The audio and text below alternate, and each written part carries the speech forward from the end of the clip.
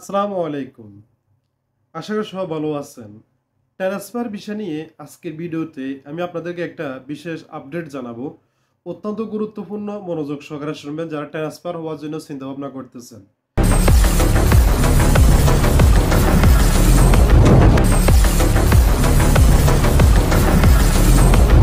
তার আগে একটা কথা হচ্ছে আজকে ভিডিওটি আপনাদেরকে শেয়ার করতে হবে। ফেসবুক, ইউটিউব, টুইটার, প্রত্যেকটা ইনস্টাগ্রাম থেকে অল সাইড আপনার শেয়ার করতে হবে। কারণ করতে হবে এই কারণে, বর্তমানে বাংলাদেশের যে প্রধান উপদেষ্টা রয়েছে ডক্টর ইউনূস, এবং ডক্টর ইউনূস স্যার, তাকে সম্মান করা উচিত, স্যার বলে সম্বোধনা দেওয়া উচিত।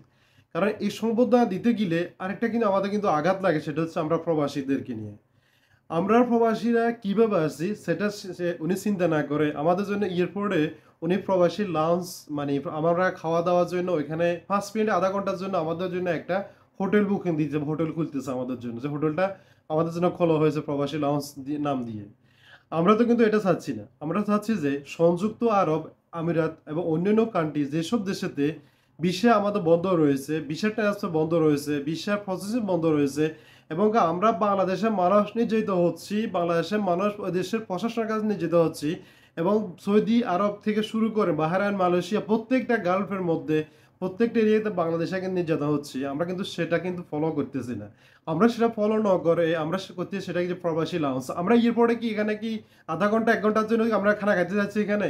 ওখানে দরকার না। আমরা যখন এয়ারপোর্টে নামে যাই তখন আমরা তাড়াহুড়া করে কখন আমাদের পরিবার পরিজনের সাথে দেখা হবে, কখন আমরা পার্টিতে যাব, কখন আমার আত্মীয় স্বজনের সাথে দেখা হবে, তারা আমাদের জন্য বাইরে অপেক্ষা করতেছে, তাদের সাথে কিভাবে দেখা করবো। আমরা সবসময় চিন্তা করি শুধু এটা, এখানে এটা চিন্তা করি। এখানে কিন্তু আমরা খাওয়ার জিনিসটা কিন্তু চিন্তা করি না।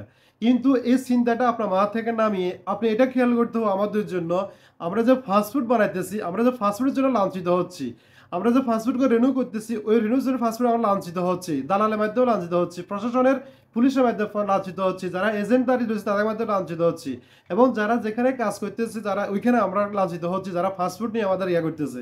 কিভাবে আমরা প্রসেসিংটা এত সহজ করার দরকার, আমাদের ফাস্টফুডটা আমরা হাতে পাওয়ার দরকার, আমাদের সেটা আগে উদ্যোগ নিতে হবে। আপনার একটা কথা খেয়াল করতে হবে, সৌদি আরব, আপনি যদি সৌদি ইয়াতে যান, আপনি ইন্ডিয়া থেকে সৌদি আরব যান, মাত্র 70,000 রুপি লাগে, ইন্ডিয়ার রুপি 70,000 রুপি লাগে।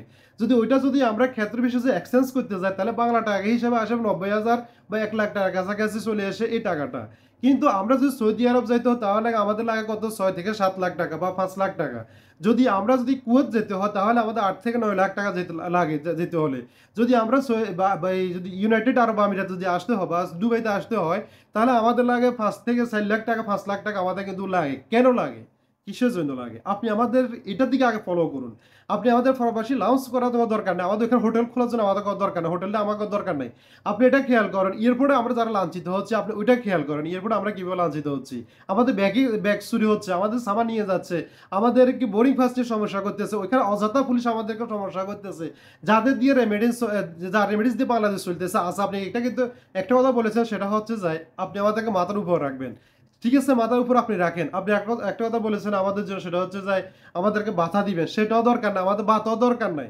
শুধু একটাই দরকার, যে আমরা যদি প্রবাসে আসতে হয়, যদি আমরা প্রবাসে আসার জন্য যে সঠিক পথগুলো যে দরকার, এবং যেখানে আমাদের একদম সীমিত খরচের মধ্যে। এখানে আরেকটা কথা বলা দরকার, সেটা হচ্ছে এয়ারলাইন্সগুলো, যে বাংলাদেশের এয়ারলাইন্সগুলো, আপনি যদি ইন্ডিয়া থেকে যদি দুবাই আসেন বা সৌদি আরবে যান, আমাদের যে এয়ারলাইন্সের যে ভাড়াগুলো নেওয়া হয় তার থেকে 50% তা কিন্তু কম খরচে তারা কিন্তু আসতে পারে। তো আমাদের কেন এত টাকা লাগবে? আমাদের কেন একবার সিঙ্গেল টিকিট একটা নিতে হলে আমাদের 35,000, 36,000, 40,000, 50,000 টাকা নিতে হবে? কেন বা নিতে হবে? কিন্তু আমাদের থেকে যদি ইন্ডিয়া যদি 15 মিনিটের রাস্তা দূরত্ব হয়ে থাকে, তারা যদি 15,000 টাকা, 16,000 টাকা ইন্ডিয়ার রুপি যদি আসতে পারে, তাহলে আমরা কেন আসতে পারবো না? আমাদের অপরাধটা কোন জায়গা? আর আমাদের যদি দেশ চলে থাকে, তাহলে অবশ্যই আপনি আমাদের জন্য এটা করতে হবে। আপনি এটা করতে হবে যে যারা প্রবাসী যেতে চাচ্ছে, প্রবাসী লোন নিতে চাচ্ছে যারা, তাদেরকে সুন্দর একটি লোন নেওয়ার সুযোগ করে দিন। ওইখানে গেলে কিন্তু ওইখানে কিন্তু দালাল ভিত্তি, ওইখানে টাকা না দিলে, ঘুষ না দিলে, টাকা না দিলে প্রবাসী টাকা পাচ্ছে না। আপনি বলতেছেন ওইটা বলতে করবেন, আমাদের ওইটা দরকার নাই। সেটা হচ্ছে যে আপনি যখন একদম প্রবাসী যখন প্রবাসে আসবে, সে ব্যাংক থেকে লোন নিয়ে বা যে কোনো মাসে আসবে, সে টাকাটা দেশে পাঠাবে, বাংলাদেশে পাঠাবে, তার পরিবারের কাছে পাঠাবে। তখন এই টাকাটা বাংলাদেশের রাজস্ব আয়ের ভিতরে আসবে। তখন এটা রেমিটেন্সি বাংলাদেশের জন্য বাংলাদেশ ব্যাংকের একটা ইয়েতে আসবে। তো সেটা আপনি না করে, যদি আপনি যদি এয়ারপোর্টে বসে আপনি প্রবাসী লাউঞ্জ করেন, বার্গার বেছেন 15 টাকা, স্যান্ডউইচ বেছেন 10 টাকা, সেটা তো আমাদের দরকার নেই। স্যান্ডউইচ আমাদের খাওয়া দরকার নাই। যারা দুবাইতে আছে বা বিভিন্ন কান্ট্রিতে যারা আছে, তারা এখানে স্যান্ডউইচ খাইতে খাইতে, বার্গার খেতে খেতে তাদের এখানে রুম আর মন চায় না এগুলো খাওয়ার জন্য। আপনি ওইটা না করে প্রবাসীরা কীভাবে সহজভাবে আসার দরকার আপনি সেটা চিন্তা করতে হবে। এটা হচ্ছে মূলত আপনার টার্গেট দিতে হবে। প্রবাসী আপনার লাউন্সের দরকার নেই ওইখানে। আপনি এয়ারপোর্টে বাইরে যান না। ওইখানে গেলে দেখেন না। একদিন দেখেন সিভিল বেশে আসেন, পাগল বেশে আসেন, দেখেন ওইখানে কি হয়রানি হচ্ছে প্রবাসীরা। না আছে তাদের ঠেলা গাড়ি, যেটা আর আমরা যেটা ঠেলা গাড়ি ছাড়া কম বলা কোনো জায়গা নেই, এটা যেটা ঠেলা গাড়ি বলতে ওইটারে। এটা তো গাড়ি, এটা তো আপনার এই যে আমরা যে দেশে যে যারা রাজমিস্ত্রি কাজ করে দুবাইতে আমি দেখলাম আরবানা বলে ওইটাই মানে সেম ওরই ক্যাটাগরি। এটা নিয়ে জন্য প্রবাসী তো হয়রানি করতেছে। আপনি এখানে ব্যারিকেড দেওয়া হয়েছে যারা যারা এটা নিয়ে রাস্তায় না যেতে পারে। ওইখানে মানুষ তার সাবান নিয়ে টানাটানি করতেছে। তারা কি এগুলো টাকা দিয়ে নিয়ে আসতেছে না? এরপরে অযথা হয়রানি কেন করতেছে? আপনি ওইদিকে ফলো করুন। অন্য কিছু দরকার নাই। আমাদের লাঞ্চের দরকার নাই। বিমানে আমার সঠিক টাইমটা দেখুন। আমার সঠিক টাইমটা আমাদের ফ্লাইট হচ্ছে কিনা। আজকে দেখেন সৌদি কতগুলো মানুষ পাসপোর্টের জন্য আজ তাদের যাওয়া ইয়ে হচ্ছে। তারা আন্দোলন করতেছে পাসপোর্টের জন্য। তো আপনি ওগুলো না দেখে আপনি লাঞ্চের জন্য কি করতেছেন? প্রিয় বন্ধুগণ, অত্যন্ত গুরুত্বপূর্ণ মনোযোগ দিয়ে যা শুনেছেন ভিডিও যথাযথ শেয়ার করবেন। কারণ এটা আমাদের জন্য দরকার নাই। এটা আমাদের জন্য দরকার নাই। আমাদের দরকার হচ্ছে যে কিভাবে আমরা সহজভাবে আসতে পারি, কিভাবে আমরা কম টাকার মধ্যে আসতে পারি, কিভাবে আমরা যে ৭০,০০০ ৮০,০০০ টাকার মধ্যে আসতে পারি। তাহলে বাংলাদেশের মানুষ বেকার থাকবে না। বাংলাদেশের মানুষ এখানে আসবে, আমাদের দেশের জন্য উন্নতি হবে। এখানে দেখেন, এখানে যারা এখন বর্তমানে ভিসার জন্য হাহা করতে দেখেন বিভিন্ন ব্যবসা প্রতিষ্ঠান রয়েছে, তারা ব্যবসা করতে পারতেছে না মানুষের জন্য। ট্রান্সফার বন্ধ, তারপরে যে আপনার ভিজিট ভিসা বন্ধ, হাই প্রফেশন বন্ধ, এরপর দেখা গেছে যে আপনার এই যে লেবার ভিসাগুলো বন্ধ। সেই লেবার ভিসা কবে থেকে বন্ধ হয়েছে? ২০০০ সেই আপনার ১ সাল থেকে না কত সাল থেকে, ১২ সাল থেকে। ২০১২ সাল থেকে আপনার সেই ট্রান্সফার ভিসাগুলো বন্ধ, সরি লেবার ভিসাগুলো বন্ধ হয়ে রয়েছে। তো আপনি এগুলো দেখেন। আপনি দেখছি কিছুদিন আগে আপনার এই যে ইয়াতে কি একটা ইয়াতে আপনি দেখলাম এটা দুবাই শেখের সাথে বসে আপনি হাত ফ্রেন্ডশিপ করতেছে, ইয়া করতেছে, এটা এই যে কি সম্মেলন গিয়েছিল, আমি সঠিক নামটা খেয়ালে আমার কি একটা সম্মেলন গিয়েছিল, ওই সম্মেলনে দেখে বসতেছেন। আপনি তো এখানে আপনার কথা বলতেছেন। আপনি এদেশে আমরা যে বাংলাদেশের মানুষ রয়েছে আপনি তাদের কথা একবার যদি বলতেন, আপনার একটা চেহারাটা একটা ভ্যালু আছে। এই ভ্যালুটাকে আপনি ব্যবহার করলে তো অন্ততপক্ষে আমাদের জন্য এখানে প্রবাসীরা কিন্তু ভালো একটা অবস্থানে আসতে পারত। ঠিক আছে, অন্যান্য সরকার আমাদের জন্য করে নাই। আপনি করেন না, দেখিয়ে দেন। প্রিয় বন্ধুগণ, যারা ট্রান্সফার করতে চাচ্ছেন দুবাই এরিয়াতে ট্রান্সফার করতে পারবেন। এই মুহূর্তে কিছু কিছু ট্রান্সফার চালু হয়েছে, 50% হচ্ছে, 50% হচ্ছে না।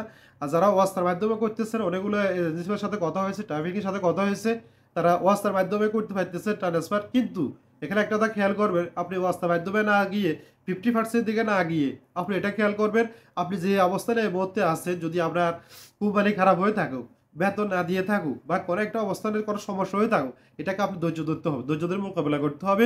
এবং পরবর্তী যখন আপনার অ্যাভেলেবেল ট্রান্সফার হয়ে যাবে তখন আপনি ট্রান্সফার করান। এখন ভিসা ক্যান্সেল করতে যাবেন না। এখন ক্যান্সেল করলে একটা সুযোগ আছে, সেটা হচ্ছে যে আপনি কোম্পানি থেকে আরবি ঘরে আসবেন। আর আরবি ঘরে যারা চাকরি করে তারা জানে আরবি ঘরের যন্ত্রণা কতটুকু, কত ভয়ঙ্কর। তারা জানে কত ভয়ঙ্কর আরবি ঘরের চাকরিটা, কত ভয়ঙ্কর। যারা আছে তারা বুঝে জানে। তাই অদ্রুপ যে কোনো টাইমে আপনার ভিসা ক্যান্সেল করতে হিসাব করে করবেন, আশপাশ খবর নেবেন এবং শিওর হয়ে কনফার্ম হয়ে যে ট্রান্সফার করতে পারবেন, কনফার্ম আছেন, তখন আপনি নেবেন। কিন্তু ট্রান্সফার চালু হয়েছে, দু একটা করে হচ্ছে, এত অ্যাভেলেবেল না, দু একটা করে হচ্ছে, ওয়াস্তার মাধ্যম দিয়ে হচ্ছে। তো ভালো থাকবেন, সুস্থ থাকবেন। আল্লাহ হাফেজ, আসসালামু আলাইকুম।